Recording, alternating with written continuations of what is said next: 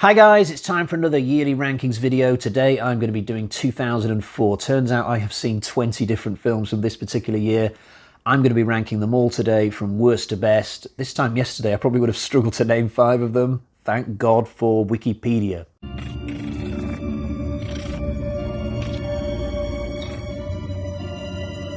Before we get into it, a quick reminder that the top 2 films today will go through to the eventual grand final of 100 films, where I will be declaring once and for all what the greatest film of all time is. In terms of today's ranking, is it the best of years in terms of quality of movie on offer? Personally, I'm not so sure, if I'm honest, but you know what? One man's rhubarb crumble is another man's strawberry gatto or something. So let's jump into it, and we'll start with the film that I consider to be only my 20th favourite film that came out in 2004. I used to be a big fan of Scooby-Doo as a kid. It was a staple of my childhood diet, watching the occasional episode of Scooby-Doo. I did not like either one of these movie adaptations that they did, although curiously I don't remember talking about the first Scooby-Doo film in an earlier rankings video. Maybe I just skipped over it for some reason, but whichever of these 2 films you're talking about, I don't like them. They're too zany, they're too stupid, they're too over the top, they're too ridiculous. Yes, you might say, oh, it's a kid's movie, it's meant to be like that, but this isn't some new thing they've just made up. You know, Scooby-Doo goes back decades. I used to be a fan. I feel like I've got a right to have my opinion on what a movie adaptation of Scooby-Doo would look like. It absolutely wouldn't be this. I would have made it more a grounded film like The Goonies, you know, a proper adventure with proper tension and stuff. In terms of the Scooby-Doo character, I would have turned that into an actual dog that doesn't actually talk. Now, you might say that that's not the character, but I think you've got to be willing to make certain changes if you're changing the medium. You know, you're going from a cartoon into a live-action film. I talked about this the other day in my Batman ranking when I said that the early Batman films from the 90s, too unwilling to come out of the comic book and into an actual movie world, and you've got something similar here. So, yeah, this totally didn't do it for me. Sad thing is, I do like all of the actors in this, to a man and woman. I've seen all of them in various films that I've really enjoyed, but I just don't think they're well served by this film. This one offends me too. I'm a massive tennis fan. Tennis and darts are my 2 biggest passions as a sports fan. So I was really looking forward to this, but it was a massive letdown when it came out. It feels like the movie was written by someone, or maybe a group of people, who just didn't really understand tennis that well, so they've tried to steer clear purposely from actual tennis content and just focus exclusively on the romance, which is not that exciting to follow. I mean, you've got Paul Bettany's mid-30s journeyman player suddenly having the run of his life at Wimbledon. This does not happen in tennis, quite frankly. It's not remotely believable this guy would suddenly go on this last hurrah when he's not even prepared properly for the tournament. And then we've got Kirsten Dunst as a really unlikable American player. I like Kirsten Dunst in the Spiderman films, don't particularly like her in this. This film falls really, really flat for me. In tennis terms, it's a double fault. Lindsay Lohan is a bit of a poison chalice these days, isn't she? A little bit like Amber Heard, I suppose. I can't actually remember why Lindsay's career went off the rails. It's something to do with alcoholism or something, but back when this film came out, she was probably at the peak of her powers. She's pretty good in this film. Not that it's my sort of thing. I can't even remember why I watched it, to be honest. It's a school drama about a girl who takes on this really irritating clique in her class. I don't remember much. I think Lindsay's character, for some reason, grew up in Africa and then moves to America at the start of this film. And at some point, there's also a big dance number centred around Jingle Bell Rock. But apart from that, I don't remember much. Just that it wasn't really my thing, but it's not a big deal to me. This has been on several times in my living room over the years because my kids have been watching it, and therefore I've ended up watching it. We even had a storybook for The Incredibles at one point that I can distinctly remember using as a bedtime story for my oldest son. A condensed version of the movie, obviously. But it's a movie that I'm not really into. I just don't like the animation for it. Apart from Mr. Incredible himself, a lot of the characters in this feel a little bit thin and stretched. I guess they were going for a certain style with it, but it's just not up my alley. I don't massively like the characters within the family anyway, and the villain in this first Incredibles film is basically just a whiny teenage boy who couldn't get his own way in terms of being friends with Mr. Incredible in the start of the movie, so he becomes his own supervillain or something. Just not massively into it. I think at one point my wife took some or all of my kids to the cinema to watch The Incredibles 2, but from memory, I think I got out of that. I can't remember the why or the how, but I did. I'm very relieved. I said when I did my 2003 ranking that I can't watch Kill Bill Volume 2 as its own thing. If I'm going to do it at all, I've got to do it back to back with the first film on the same night. I was actually a little bit disappointed with Volume 2 when I first saw it at the cinema, having just watched Part 1 earlier that afternoon for the first time. It's just so different from Part 1. It's got a completely different feel to it. It's not very satisfying, though. It's a bit like if you had Taken with Liam Neeson and then followed that up with a sequel where that same character doesn't shoot anybody. It would just feel really bizarre. And this second film's longer than the first one as well. There's a lot of content to sit through, but not much happens. There's very few characters. I just didn't find it particularly satisfying. I was hoping for more of the first film, but in a Western setting, if you see what I mean. I'm not massively into Denzel Washington. He's a good actor. I just don't tend to come across that many of his films for whatever reason. I keep meaning to check out his two Equalizer films, but I'd say the best one I have actually seen of his is probably American Gangster. I can't remember what year that came out. In terms of Man on Fire, it's a bit like Taken with Liam Neeson, but this one's more focused on torture and intimidation rather than good, solid action. Plus, the ending to this is really, really drab. I'm sorry, that's just not going to cut it with me. So, not so much a Man on Fire as a lukewarm man, as far as I'm concerned. Possibly even a little chilly. This film is nowhere near as bad as its reputation, as far as I'm concerned. I mean, from my point of view, I guess it helps that I'm not the world's biggest fan of Child's Play. I don't have that much riding on it whenever a new one of these comes out. I've seen all of the movies. I've never gotten around to seeing the TV show. That's how I know that I'm not a fan of these. Because if I was, I would have watched the TV show by now. In terms of Seed of Chucky, I mean, yes, it's completely silly, but at least it knows what it is. And I can't say the same for Bride of Chucky, which, you know, one minute it thinks it's a horror film, the next minute it's trying to do comedy, and it just ends up fudging both of them. Seed of Chucky's just a laugh, you know, and if you watch it with other people with a couple of beers, then I'm pretty certain you'll have a good time. I wouldn't want every Child's Play film to be like this, but as a one-off, I thought it was pretty funny and a good time. And there's even some quite gory deaths in it as well. So I swear I'm not being sarcastic. I have put it 14th, but I've got no problem with this film personally. This is a British film that's possibly set in Northern Ireland or maybe just the north of England somewhere, I'm not sure. It's about this guy who gets revenge over this group of guys who hurt his disabled brother or something. My memory's a little bit hazy, it's been a while since I saw it. I think the main character likes to go around in a gas mask or something, which looks a little bit creepy. But what I disliked about this film is the last 15-20 minutes. You get all this build up, you think you're going to get something good, and it just goes out on a bit of a damp squib. The way that the protagonist takes out the villains is just not very interesting, quite frankly. And there's one scene where he's confronting this guy who's sat in an armchair, just baiting him for like 5 minutes, and I'm just sat there thinking, can you just decide whether you're going to kill this guy for revenge or not? Because I'm sort of starting to get a bit bored now. So this isn't great today, is it? We're at 13 now, and I'm still being more critical than I am positive. Possibly I could have put Seed of Chucky above this one, to be honest, but I'm not going to change it now.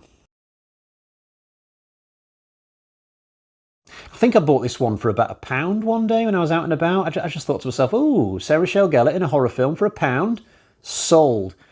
And I quite enjoyed it. I can't remember much about it. I couldn't tell you what the threat is in this film. It's something supernatural and people die easily and constantly from what I recall. I think the movie might actually be set in Japan or somewhere in Asia, and Sarah Michelle Gellar's character just happens to be over there for whatever reason.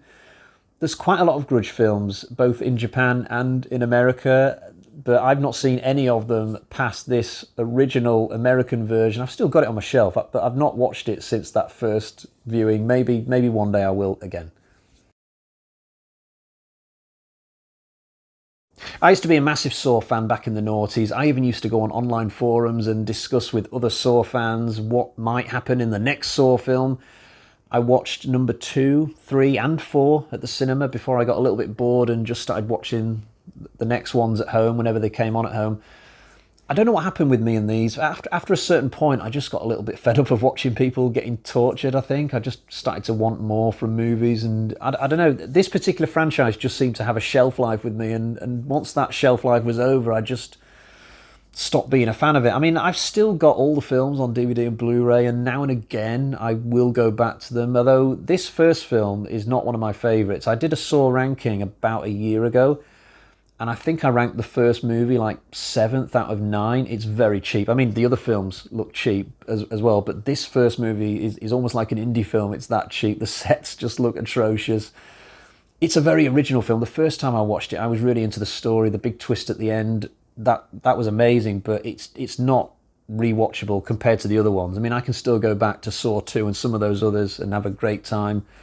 Not so much the first film, but yeah, it's a sad thing what happened with me and Saw, I guess, but that's life. But you know what, this has been such a mediocre ranking today that even this film has still managed to come to the brink of the top 10, but it's not quite made it in. I am now into day 2 of filming this video, but for you, the transition would have been seamless, not unlike, actually, the jump from Spider-Man 1 to Spider-Man 2 in this series. This is held up as something of a benchmark for superhero films, superhero sequels. I'm not sure I would say it's the best Spider-Man film. Not that I have another one that I can offer up in its stead. Whenever I watch a Spider-Man film, and I do now and again, I tend to have a consistently good time with all of them. You know, I don't think any of these films are amazing, no pun intended, but at the same time, I don't think any of them are bad either. So I would probably have an absolute nightmare trying to rank these films. Maybe I'll try it one day. I think the only one I've not seen is the second of the Amazing Spider-Man ones, though I'm not even sure about that. In terms of this second film, though, it is really good. I mean, it came out at a time when there wasn't that much competition in the superhero genre, but there's a great fight that I remember on the side of a building with Dr. Octopus, and there's an action sequence with a train, which is absolutely amazing. We've had a bit of a jump up in quality here, because I would say that this film is way better than the original Saw. So I think I've said before that when it comes to me and Harry Potter, I tend to only like the ones where Harry's actually at school doing a school year, which is most of them, to be fair. I'm not so keen on the ones where he's off playing truant, like in Part 7 and Part 8.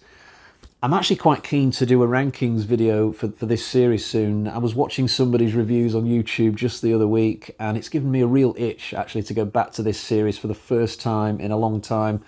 Plus, I think the movies are currently showing as free if you've got a Sky subscription, so I kind of feel like I need to jump in and watch the films quickly, you know, before that's not the case anymore.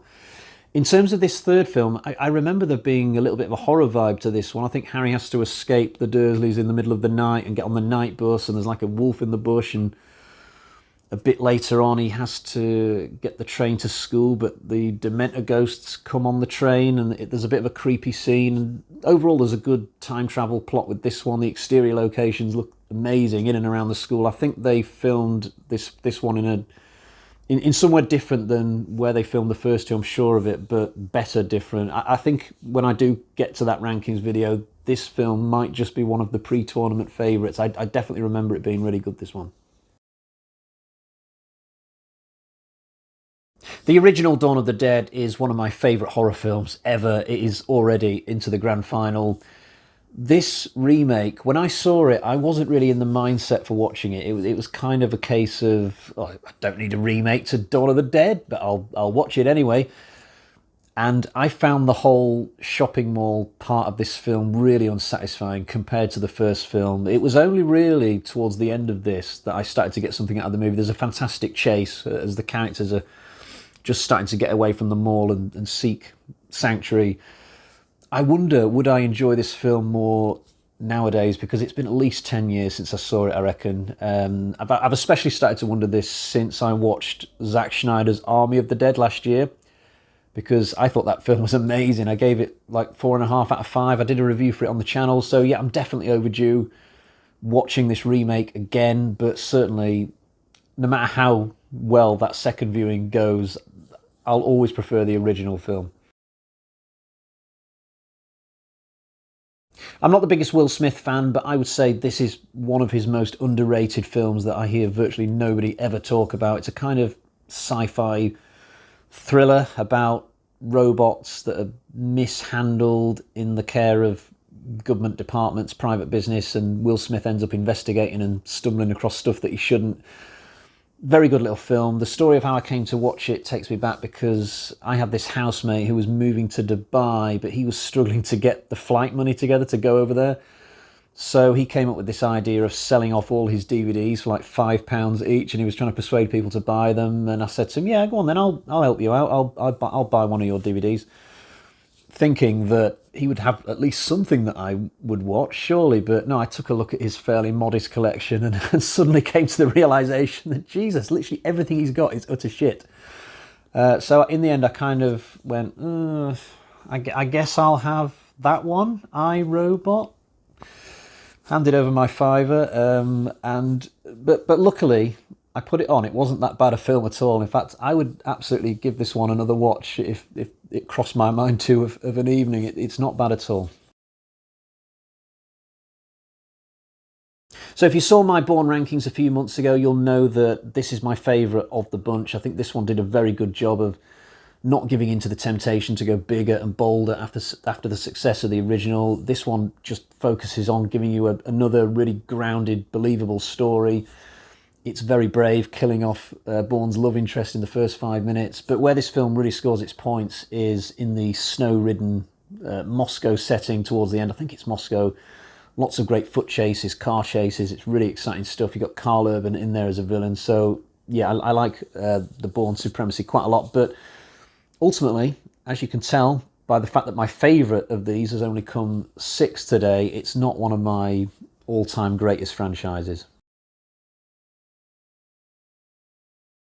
This is an animated kids film, it's a Christmas film, about these kids who go on this train to wherever it is that Santa lives, and then at the end of the night they come back.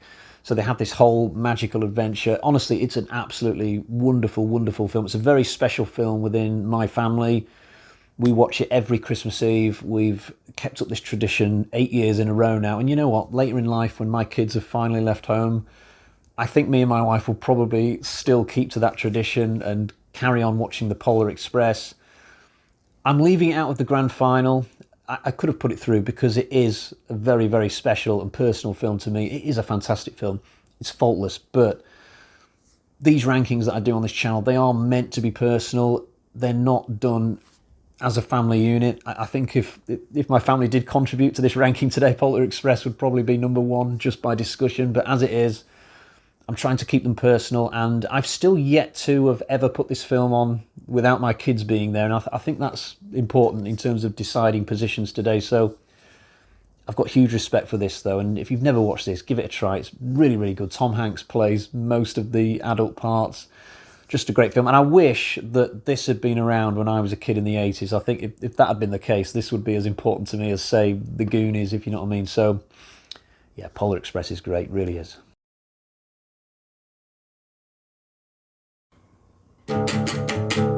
Aliens and predators are gonna fight to the death. So exciting, I think I'm gonna lose my breath. So let battle commence, because whoever wins, we will lose. So if you don't know, this is the second of 3 films involving the character of Riddick, played by Vin Diesel. He's a character who basically bounces around the planets, occasionally fighting monsters, sometimes fighting humans. This middle chapter in the trilogy, if you can call it that, is probably more focused on a human threat. I think of the 3, this is the one that has the least amount of aliens in it, and it was also the film that tried to sort of catapult the character into the mainstream conscious. You know, that's why they put the name Riddick in the title. It was to try and really take this thing forward. It didn't quite work out that way. I don't think the box office was that great, but I think it's right up there with the first film. It's very different from the first one, but highly enjoyable. I think Karl Urban pops up in this one as well. So yeah, I like these films. I like all 3 of them. I've got them on my shelf, and It probably wouldn't normally get to number 3 in one of these rankings, this film, but it's definitely taken advantage of a pretty weak field for 2004. So we've arrived at the first of our 2 qualifiers today for the grand final, although I think I will have to not include at least some of the films that come second, just to make the numbers add up perfectly to 100. I'll have to come back to that. It's not completely finalised, but this is usually regarded by most people as one of the better Resident Evil films that Paul W. Anderson did with Mila Jovovich. This is the one where Alice is sort of trapped in Raccoon City and the Nemesis is on the loose and they've all got to get out of the city limits before the big nuclear bomb goes off that destroys everywhere. It's very, very good. It's based loosely on 2 different video games, Resident Evil 2 and Resident Evil 3 from the PS1 days. It's decent, this one. I really, really enjoy it. And I would still say better than the recent reboot, Welcome to Raccoon City. Not that that film is without its merits, but I still do prefer some of these Alice ones, and it looks like we might have at least one of these in the final. We'll see. Right, let's get on and find out which film beat Resident Evil Apocalypse to the top spot. And you'll probably think this number 1 today is a little bit of a surprise. Even I was surprised. I kind of looked at it on paper when I wrote it down as number 1 and thought, Jesus, am I really doing this? But it's, like I said, it's not the greatest of fields that we've got for this particular year. But anyway, here it is. Here's my number 1 for 04.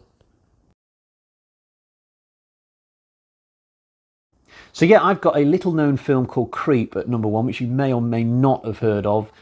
This is the sort of film that would only really make it to number 1 in a ranking like this if the person doing it is a dyed-in-the-wool horror fan, but that just happens to be what I am. This film, by the way, is not to be confused with another film called Creep, which came out a few years later and I believe was actually more popular, more successful. No, this is the 2004 Creep, the one that takes place in the London Underground. Here's my DVD copy of it. So it's about this woman played by Franca Potente, the same actress who I was just sort of loosely referring to when I did my Bourne Supremacy bit. She played Bourne's girlfriend in that film. She's killed off after about 5 minutes. It's literally like she walked off the set of that saying, hey, you don't want me in your franchise anymore? Doesn't matter. I've got this new film called Creep. It's going to be amazing. It's going to kick your Bourne film into touch. You mark my words. She probably didn't say that or in that accent. But this woman, she goes on the tube late this one night and she gets trapped down there and there's this like ugly man thing down there that starts stalking her. It's a very simple setup, but it's a very effectively well-made horror film. I think it's only about 80 minutes long.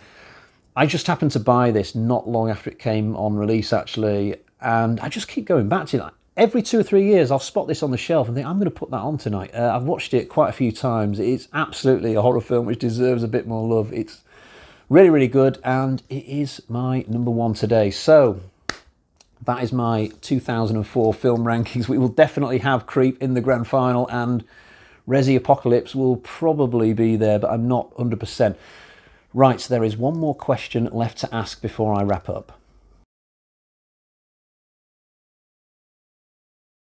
Now, I seem to have lost my notes that I'd written down for this section today, but I distinctly remember that I wrote down 3 films, and I think they were all historical epics, funnily enough. So I think one of the films was Troy, I think one of them was called Alexander, and I think the other one was called King Arthur. All films sort of cut from the same cloth. I actually own 2 of them. I think I bought them really cheap one day, and I've just never watched them. The thing is, they're all the kind of films that are really long, and I keep meaning to watch them, and I just never put the time aside, but all 3 of them look really good, actually. So I'm going to have to get on and watch those. Maybe they could have done very well in this rankings today had I watched them. Unfortunately, I haven't yet. Right, that's it. That's my ranking for 2004. Thank you for joining me, and I will see you soon for a delve into 2005. Until next time, cheerio, bye-bye.